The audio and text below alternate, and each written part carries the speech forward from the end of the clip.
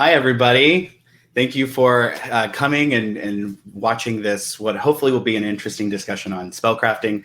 My name is Devin Hunter. I am the author of the Witch Power series, and my most recent book is Modern Witch, out by Llewellyn. It is a pictorial spell guide and formulary. So a lot of what we're going to be talking about today, you can find in the book if you happen to maybe miss a note or something like that. So definitely check out the book. It is available everywhere. So we're going to be talking about spellcrafting today, and most importantly, how to get the most out of our spells. And a lot of us, when we are learning the craft of witchcraft and bringing components and ingredients together, we're not always told what's going on in the background. Why are we using this herb over that herb? Who came up with these correspondences to begin with? We're just kind of given these recipes and then told, if you do this, then this thing will happen. And for me, when I started studying the craft, that was great. That was all I needed. I just wanted those recipes. But as I kept going, I started to ask questions. I started to, like a 5-year-old learning how to cook. Why? Well, why does this happen? And why does that happen? And so I ended up over the years kind of creating a little bit of a formulary for myself. And that's what we're going to be talking about today. So a lot of this is actually going to come from my studies in ritual, and looking at the way rituals, especially what we would sometimes consider high magic, how those workings are constructed. And if we can look at how those are constructed, we can get a little bit of an idea about how we might adjust our own spellcraft. And we don't really often think of spells and rituals as being the same thing. Often rituals are considered to be just a lot more energy. There's a lot more that tends to go into a ritual than a spell. And often rituals are done to mark times in our lives, or they are there to help shift and adjust major, kind of aspects or energies that are happening or available in our lives. So if we are able to look at rituals and we're able to kind of pull some of that wisdom and pull some of that work into our everyday spellcraft, a lot of really cool things can happen. For instance, the way that a lot of ceremonialists would look at the construction of a ritual would actually be in 4 parts. And this is something I cover a lot in my book, The Witch's Book of Mysteries. But those 4 parts are preparation, ingress, congress, and then egress. And so again, preparation, ingress, congress, and egress. So let's go over those 4 parts. So preparation is what it sounds like. It's preparation. It's us looking and trying to figure out what spell are we going to do? Why do we want to do this spell? A lot of the times, I will say, we are in a certain mental space that isn't providing a lot of clarity. So during that preparation part, one of the first things we have to do is ask ourselves, why are we doing this? Why do we want to do this spell? And the second thing that we need to ask ourselves is, what do we hope to get out of it? So one of the things that we often say in metaphysics is that energy follows the path of least resistance. So as we are preparing, we want to really figure out what is that path of least resistance. So discovering and really finding out why we want to cast the spell, what we're hoping to get out of it, super important. And I'm kind of surprised that a lot of people don't do that. They want something, they're going for it, and they're not looking at the ambient and the kind of environmental things that are happening. And asking ourselves just those 2 basic questions can give us a lot of detail about what exactly it is that we need to do. For example, if you're looking for a job, you have to ask yourself, do I want any job? Do I want a specific job? Do I want a job that's going to be in line with my career? So when you actually go to do that job spell, you are much more likely to end up in a place where not only can you grow and thrive, but where your needs are going to be met long term. Right. And that's much better than having to do a job spell every 1.5 to 2 years, trying to figure out where you want to go and how you want to make your life the thing that it is that you're trying to build. And so when we're looking at this idea of preparation, to me, it's a really personal thing. You have to ask yourself, why am I here? What am I doing? Why am I going to do this? Once you know those things, then it's time to start looking at some of the surrounding details to this. So if I want to get a job, what type of spell work do I need to do? Is it going to be a honey jar, which is something that we often use in like a sweetening spell to make people more like us, essentially, sweeten up to us? Are we going to do something like a candle spell where we want a lot of energy released at once to kind of go out into the universe and snap, crackle, and pop and make things happen for us? Or do we want to do a long-term spell? Maybe we're trying to get a raise, or we're trying to take the next step in our career. So we might want to do something like 3 7-day candles over the course of a moon cycle or something. So really taking the time to figure out what is the best method for how to cast a spell, that particular spell that you're trying to do. That's a really important thing. And one of the best ways to figure this out is actually to use divination. And so that brings me to the next thing, divine. I use tarot. I'm a professional tarot reader. I've been reading tarot cards for almost 20 years. And I still, whenever it comes to me and I'm dealing with my own personal stuff or I'm trying to figure out my own spellcraft, I still break out a book that I've had for almost 20 years. It's Rachel Pollack's Illustrated Guide to the Tarot. That's the thing I've had forever. Llewellyn, of course, has a million tarot books that are amazing out there. But you get a book that you like and you hold on to it and you use that to become the language in which the spirits, the powers that be are going to communicate to you. And because I, as a professional reader, I know all the cards, right? I'm going to instantly kind of jump to some conclusions when when I'm doing a reading for myself. So I have that book so that I don't cheat. And so my arrangement is that, yes, I know tarot and I know how to read all the cards and do all the things, but we all know that when we read for ourselves, it's not always the cleanest and clearest experience. So to kind of counteract that and to get around that, I use that book. And every single time, even if it's just 3 cards for myself, I break that book out and I read exactly what is in that book. And that's the interpretation that I move forward with. And this is a way, again, to just kind of cheat that part of us that wants to cheat the reading, right? To fill in the blanks when we ought not to be filling in the blanks. And so tarot is great for this. You can also use any other divination system. Runes work, throwing the bones work, anything that you're comfortable with and you feel confident with, you should be applying in this preparation stage. One of the things you should also be asking these cards or whatever divination system that you're working with is, what do you need to do? I mean, just flat out put, what do you need to do? From a magical perspective, absolutely. What is that spell work that you have to do? What magic and energy do you need to be tapping into? But then also in the mundane world, to actually help bring that thing into existence, what is it that you need to do? And I'm often surprised with the answers. Sometimes I think I need to be more aggressive about something, or I need to maybe just back down and just let everything kind of, manifest. So, but oftentimes I'll go to do this reading and figure out that, nope, actually what I need to be doing is putting these cards into play or removing my energy from this area so it can go into this area. And I find so much information about how my spell is going to be affected by just the way that my life is working in the moment, or by the ambient energy that are around. And being able to define those things and get a really clear idea becomes super important. Because one of the things that we all know is that spell work is very mental. It's very, very mental. You have to get in the right headspace. You have to get in the right mood. And our moods affect our spell work, right? All of this is included in that preparation stage. I will also add, before we move on to the other stages, I'll also add that this is a really important time when we're in preparation to be looking at your ingredients. Why would you use, if we're going to cast a spell for love, why would we use roses? And are we going to use any old roses, or are we going to use roses that were given to us by someone who loves us? Are those more potent for that magic than a generic rose we get from the grocery store? Those little things. This is what we are looking at when we are doing that preparation magic, or that part of magic which involves preparation. And I'll also add to that, the cleansing work, doing all of that basic opening the way stuff and what you're going to need to make that happen. Prepare for that, right? So that when it comes time to go to our next stage, you can show up, be 100% present, and actually do the work that you're there to do. So that is preparation. All right. Our next stage is what we refer to as ingress. And ingress just means that essentially we are crossing the threshold. We are entering the potency of what will be our state of congress, which is when we're engaged fully with the universe. So think of it as ingress is crossing the hedge. We are now crossing the hedge into that magical space. And this is when we look at doing things like preparation, meditation. We're going to look at casting a circle. If you are somebody who really likes circles and that's part of your craft, then this is when you would cast that. If you're not into circles, maybe a lot of us don't cast circles for spell work, especially if we are looking at like American folk magic. It's just not really a thing. And so what we would do instead is spend that time working with our spirits. And so whether you're casting a circle or not, you can totally work with your spirits during this phase. And what I do personally is I invite my spirit guides. I invite my familiar spirit to join me.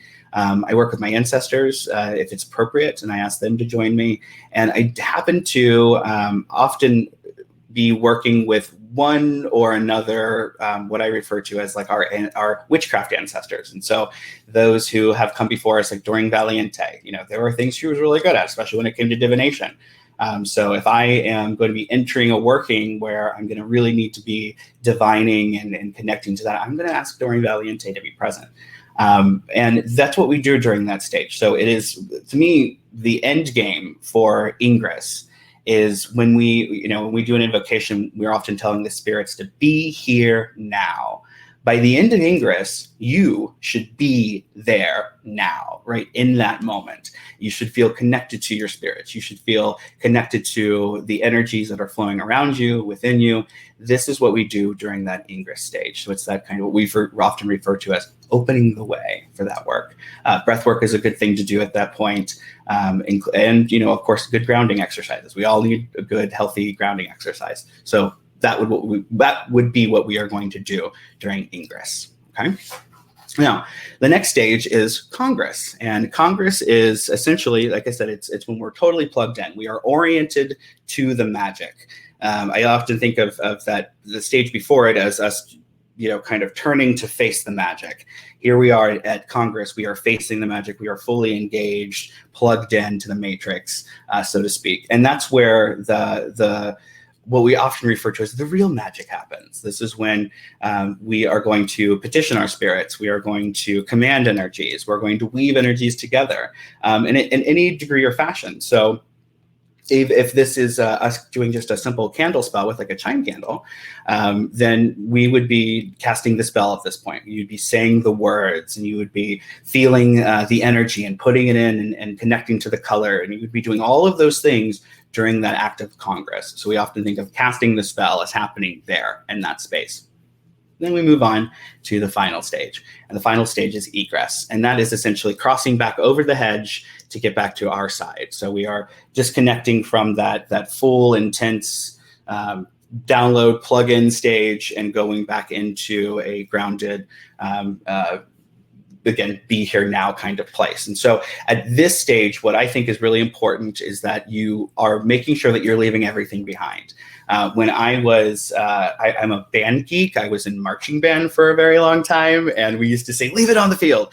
And so we'd go to competitions and we'd be performing and we had so much energy. And by the time we were done, the whole point was that you should be exhausted. You should have left all of your energy there so that you're not taking it with you.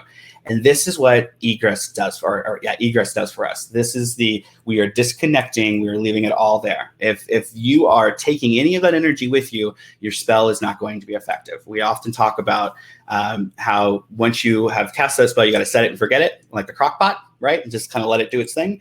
And this is when we really make sure that those things are in place. And sometimes, for instance, if you're doing a spell working for like protection, or you've been really affected by the thing that you're doing magic work against, it's really hard to leave it all on the field.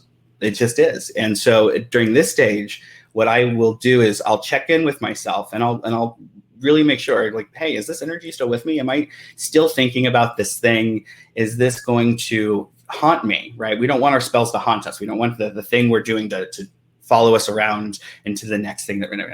We got to leave it there. And so really making sure that is happening at this stage is the way to go. And so to do that, again, checking in with yourself, checking that energy. Am I still upset about this thing? Am I still thinking about this thing?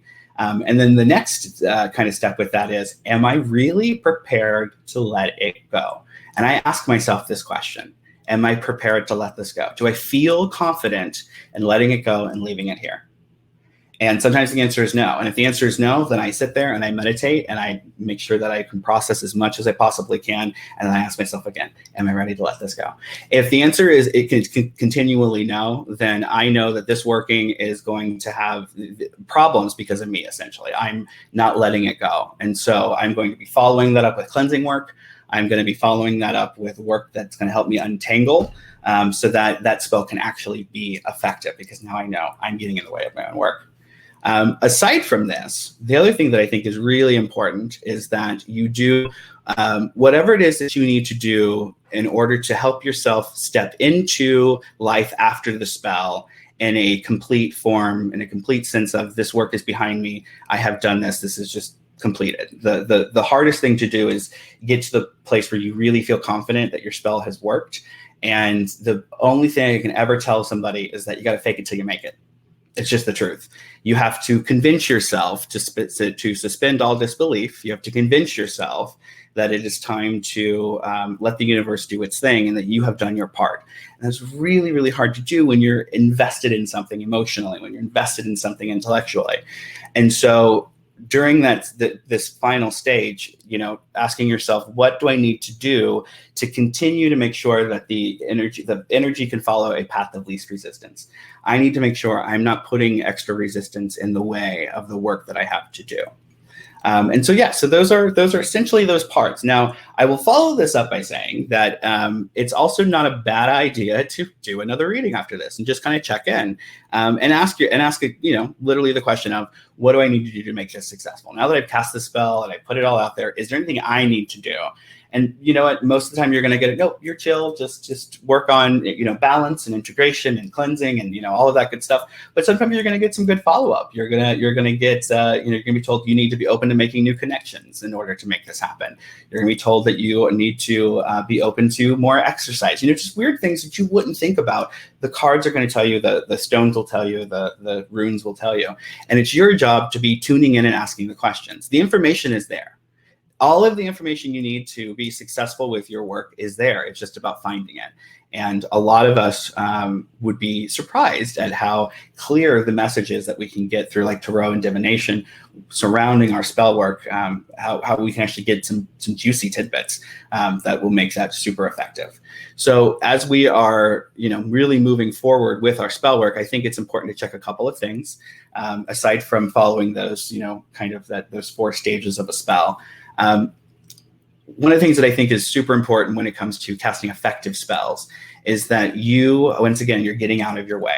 We often yo-yo our energy. So after you cast a spell, if you find yourself slipping back into that thing, the next day or a couple hours later of thinking about it and worrying about what if it doesn't work or what if this thing doesn't happen, then you have to stop yourself. You are in charge of yourself. You have to govern the way that you are going to allow those thoughts and those habits and those things to get in your way.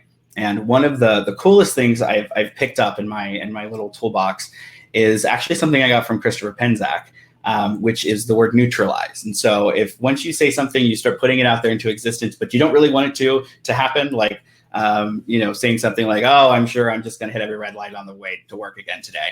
You neutralize that. And so you instantly take that energy back, right? So anything that could get in the way or cross your energy, you go through and you instantly pull it back. You neutralize it. And I believe the practices that he teaches something along the lines of you kind of visualize that thought is kind of disappearing into nothingness while you are saying neutralize. And it works. It's really a wonderful way of making sure that you're not doubling over on your energy, making sure you're not confusing your energy. And I found it to be absolutely a really great benefit. The other thing to do is to check in. So it's okay if you cast a spell and you're not feeling things land, it's been a week or two, it's okay to check in on it. Checking in on it is not the same as obsessing over it and worrying if it's not going to happen. You check in on it and say, what do I need to do to make this more effective? Sometimes you're going to find you need to burn another candle because one candle wasn't enough. That happens all the time. Okay, so you burn another candle. Sometimes you're going to need to do an extra little bit of cleansing work or something. So go through and check in on it if it hasn't started to manifest yet. And if you're finding that things start to manifest and then start to fall flat, which is a complaint a lot of people have about their spell work, then again, it's about breaking down and looking at these individual pieces and how you're constructing it. Because not all of us are, people who can go to our kitchen sink and light a birthday candle and say a couple words and then the world moves mountains for us. Not all of us can do that. And so some of us really need to do longer extended periods of work, and we need to sit in meditation and trance for an hour in front of the candle. Sometimes you got to do that stuff. And so check in with the work, ask the work what it wants, ask the work what it needs to do. And if you are working with spirits, make sure that they are 100% involved in this process, right? So if you're working with a deity, I work with the goddess Diana, she's involved in everything I do. And so I'm always asking, Diana, please give me insight. Diana, please give me the clarity that I need in order to really make these things happen. Just as much as I know she's off, making the magic work, I have to make sure that there's space in my life for that magic to manifest. Okay. So I think we're about at that time. So if there are questions, I'd love to answer any of your questions while I drink my coffee. Yay.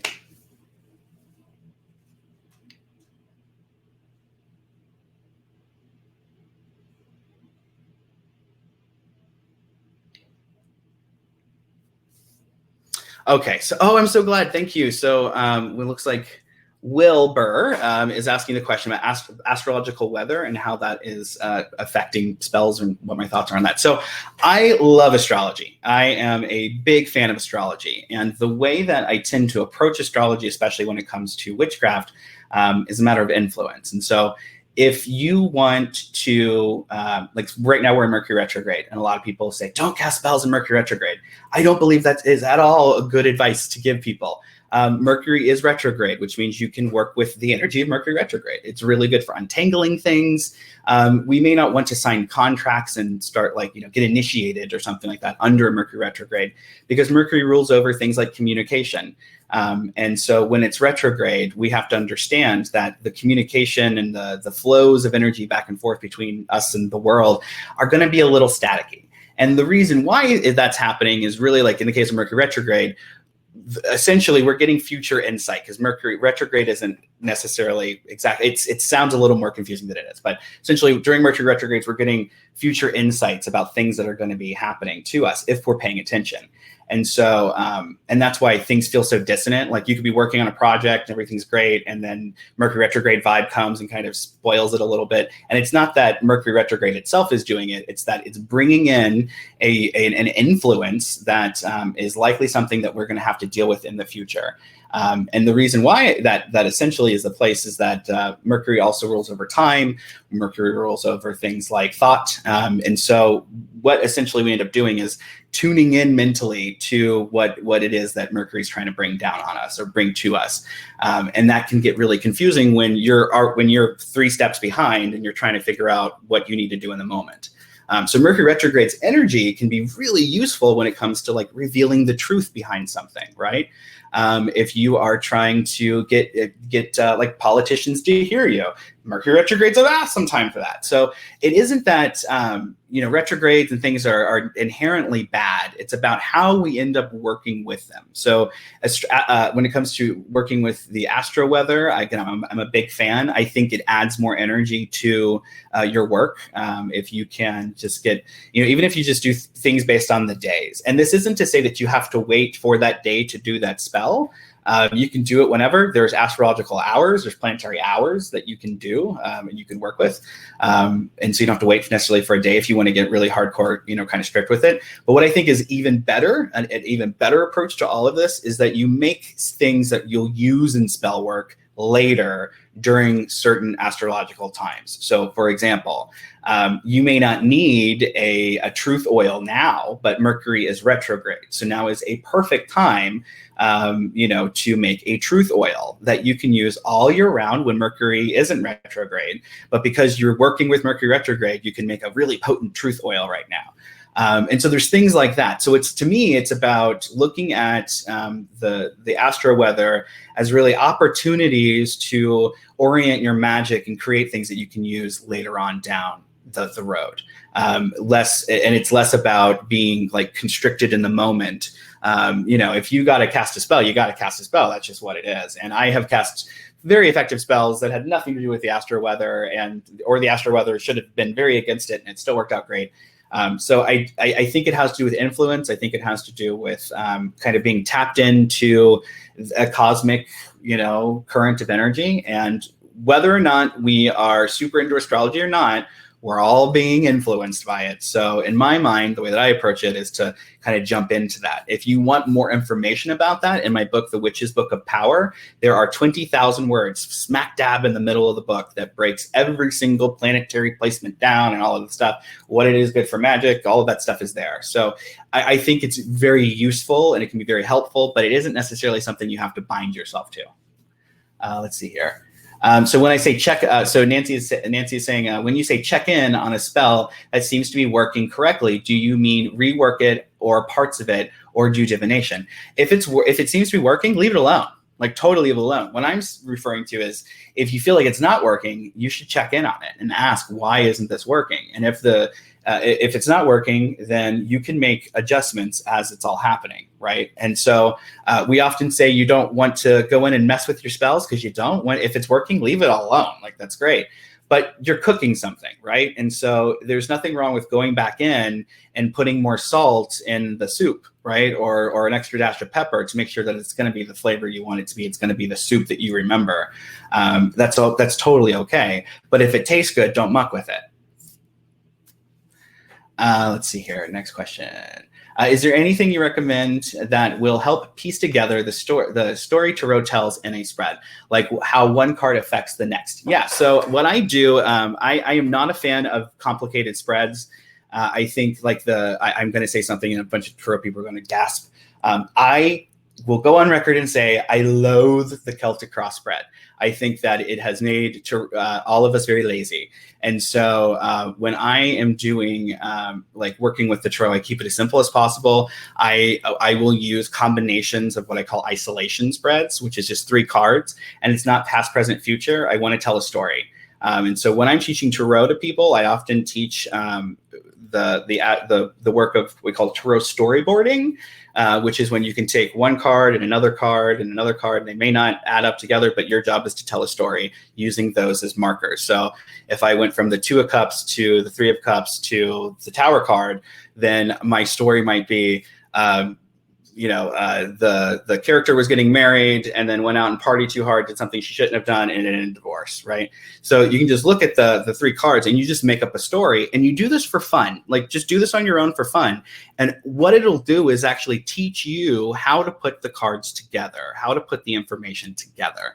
So working in it, learning tarot in a very fun way, I think is helpful when it comes to this more serious stuff of, okay, well, know what really is going on, how we put the pieces together. The other thing I will say too is you can just use the major arcana. So if you are somebody who gets really confused by the other cards and you really want answers for, now, you can stick with just the major arcana and add the other stuff in later. The major arcana will give you everything you need to know. And I know way loads of readers who only use that major arcana. So there's a lot of ways of going about using the tarot and working with it. But I think creating that storyboard is a really wonderful way of piecing everything together when it comes to actually doing the divination that would be required for some of these effective spells. Next question is if you work with herbs, fresh or ones that you had in stock. So I work with all kinds of herbs, whether they're fresh or they're dry. I prefer freeze-dried herbs if I have to go dry, but that isn't always possible. And that has to do with basically how much oil is still left in the herb, how much of the essential oil essentially is left in the herb. So I happen to be a fan of working with fresh and freeze-dried if possible. But then there's things, I make a lot of oils, I make a lot of soaps and things like that. And so I don't use fresh herbs for those things because those would be bad for the long-term shelf life of the product. So there you go. All right. And then Diana's asking, what is the book you mentioned that you read when you were doing tarot for yourself? So I am, so Rachel Pollack is an amazing tarot artist and tarotist, and she has written so many books and she's amazing. And there's a book called The Illustrated Guide to Tarot that is just a favorite. And I will be honest with you and say that I believe it's out of print and has been for about 10 years now. And so you probably will be best like eBaying it or something like that. There's also 78 Degrees of Wisdom, which is also a great book. That's by Rachel. It doesn't really matter what book you're using. And you could use the book that comes with the deck. That's perfectly fine. It's more about you going into it with the understanding that this is the book you're using. So it doesn't matter what book you use. You just want to stick with one book and make sure the spirits and the energy knows that you're working with, that this is the language they have to use. As long as you're setting those rules, it shouldn't matter too much. All right. Any more questions? How important is it to get your correspondences correct in spell work? Correspondences are very personal, actually. And so this is something I break into a lot in all of my books, all 4 of the books. I talk a lot about correspondences. Correspondences come from mostly tradition, just to be honest with you. So the idea that Earth is always in the north and fire is always in the south, that comes from somebody else. That doesn't necessarily come from you or anything that you are modernly aware of. And like, I live in California now, and so it's perfect for me because the way it orients is that there are mountains in the north, there's a desert in the south, in the east it's like kind of an arid tundra, Nevada kind of area, and then we've got water in the west. It perfectly lines up. But when I was in Ohio, that was not the case. The nearest mountain range was actually in the east. We had Great Lakes to us in the north. The closest thing to fire would have been way down south. And so you really need to orient yourself to what it is that is local to you when it comes to correspondences. And following your instinct, I think, is really important when it comes to how we're casting spells. So correspondence over instinct, I think instincts are more important than correspondences, personally, but that's me. Okay, all right, I think that's about our time, everybody. Thank you so much for tuning in to listen to me talk about spell work. If you're interested in more, you can always just go to modernwitch.com. I have Modern Witch Podcast. We talk about this stuff all the time. There's hundreds of hours of content available for you to download and listen to right now. Once again, my latest book, Modern Witch, out by Devin Hunter right now from Llewellyn Worldwide, and it is a pictorial guide to spellcrafting. So thank you, everybody. I really appreciate it.